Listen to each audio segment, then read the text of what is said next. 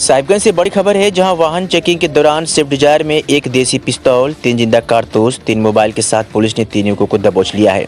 वह इस मामले की जानकारी एसपी निरंजन किस्पोट्टा ने प्रेस कॉन्फ्रेंस में दी। एसपी ने बताया कि 5 दिसंबर को गुप्त सूचना मिली थी कि कुछ अपराधी शहर में घूम रहे हैं। सूचना के आधार पर टीम का गठन कर मुफस्सिल थाना क्षेत्र के महादेवगंज गोड़ी टोला जाने वाली सड़क पर वाहन चेकिंग अभियान चलाया गया।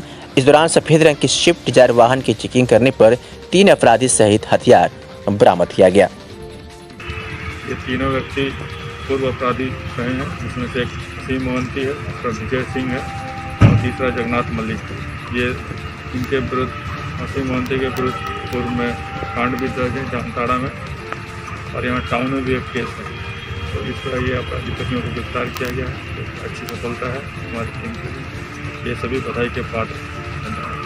सर ये लोग आपराधिक कारण से ही रहे हैं, तो हम लोग और एस्टैब्लिश कर रहे हैं कि कौन सा अपराध को करने तो ये क्राइम कमिट